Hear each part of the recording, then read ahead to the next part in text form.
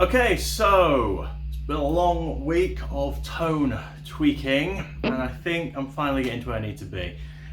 As I said at the beginning of the week, I used a lot of different equalizers. I've got a Boss one here, I've got a -500, I've added a DDAQ 500 in the mix at different stages of the circuit to try and work out what tones I need at each stage throughout the circuit. And once I've figured out where each tonal region needs to be, then I can build that circuit using electronic components. Sometimes I do it directly with the components, but you're switching in and out rather than tweaking.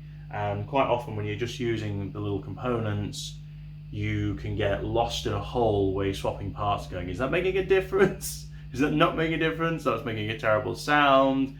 Where of course where you're just sweeping knobs up and down like crazy, it's much easier to hone in and say, oh that's terrible, what about there? And then look at the dial and say, okay, that's about 400 hertz and that's about 6 decibels. I kind of know where to begin, and then I can get on with the components. So that's what this week's been about.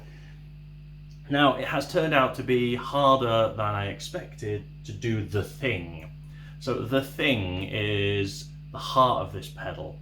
In the middle at the top there's a knob with some interesting markings. So what I really wanted to do is capture the spirit of EL34s, 6L6s and EL84s in a single knob. Now, this is really a big ask. With analog electronics, a single knob is very good at doing a single thing, like more bass or more treble, but it's really, really hard to do two things, like make it turn the bass up and the treble down, for example. That's way hard, not impossible. So asking this to do the three characteristics in a single knob is a ridiculous ask. So before I even get there, because I haven't figured out how I'm doing that yet, I needed to identify to my mind what those characteristics were, because of course there's no such thing as the 6L6 sound really, or the EL34 sound, but we have a sort of association in our head that a 6L6 is going to be a bit fatter and heavier and rounder, and an EL34 is going to be punchy and in the gut a bit more. And so I was trying to capture that, but not just like EQing, not just like, hey, this one's brighter, this one's darker. We're really changing the characteristics. Now I figured it out, and it has taken me days what I'm looking for. So I'm going to show you that first, because I said some tone samples. So I've improved this circuit. You'll notice it's a lot less noise and a lot less feedback. It's on. Here we go. So the core tone is a lot better because I've tuned a lot of these different sections. You can't really see this, but there's dozens and dozens of these little white capacitors here, not in use because I've been swapping them in and out. So we've got.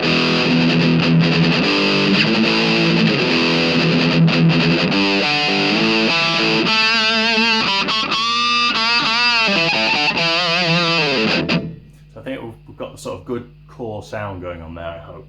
So what I'm going to do is I'm going to use this Boss bass equalizer actually to sort of tweak the frequencies in the lower registers between 100 and 400 hertz. So to give you an idea what we're looking at. So the 6L6 sound to my mind in the ballpark.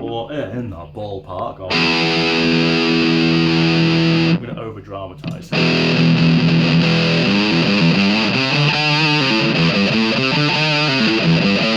What you're going to hear there is, although I've made it fatter because of where it is and the way that circuit is positioned, what we're getting is we're still retaining the high end, we're not changing, we're changing that fat characteristic.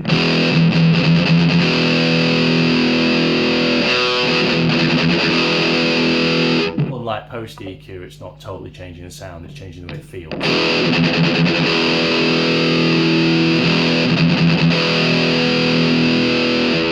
The other characteristic is sort of the honky squonk of the single coil kind of vibe, which I think is very much the L84 vibe. 400 hertz sort of region.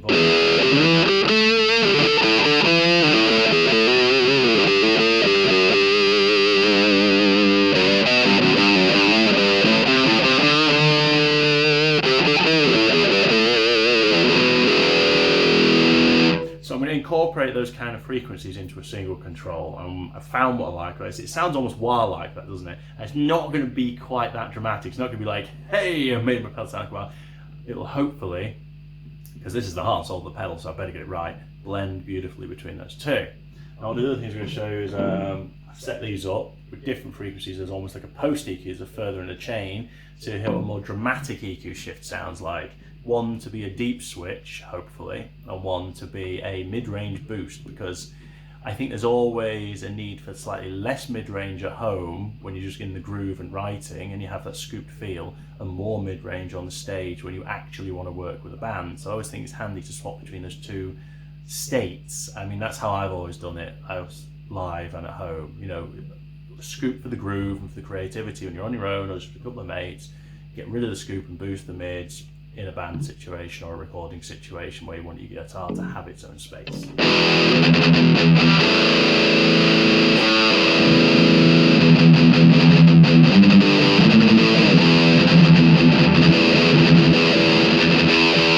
And you can see how that differs from pre-bass.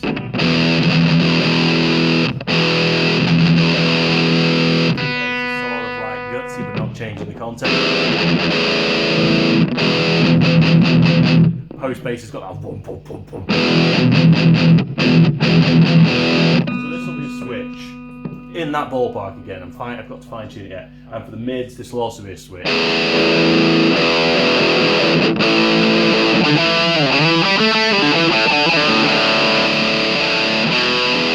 So that's normal, really. It's flat.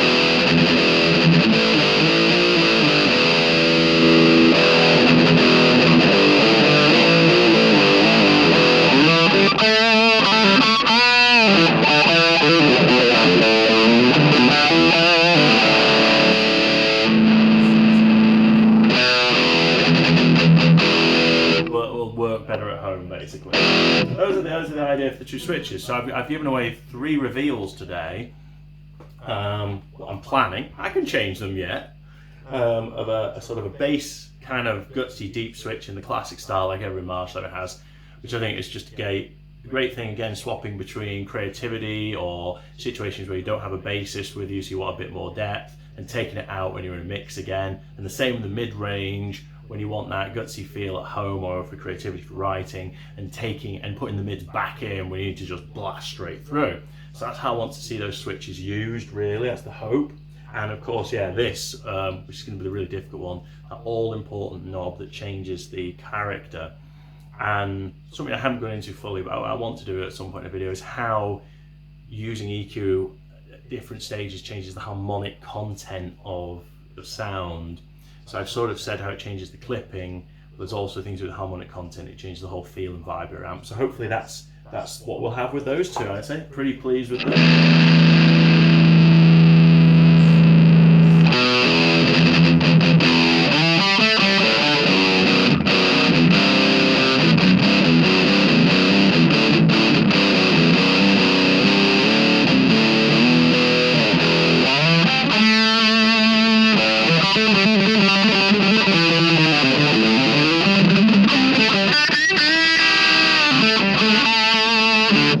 Like I said, I want it to be a really heavy distortion sound, but one that cleans up and has control. So you still got that control to be able to. I mean,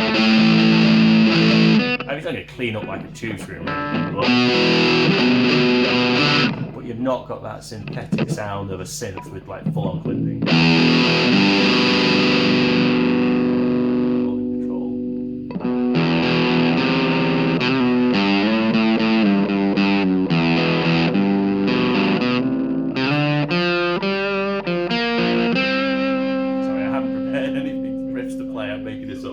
Bad.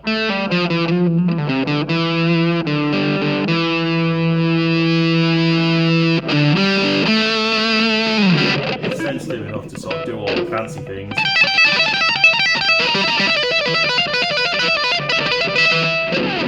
But not so high gain as, again, sound like a square wave, clipped, you know, that fake recto sound that everyone has, you know. Just fast enough to do the good stuff with it.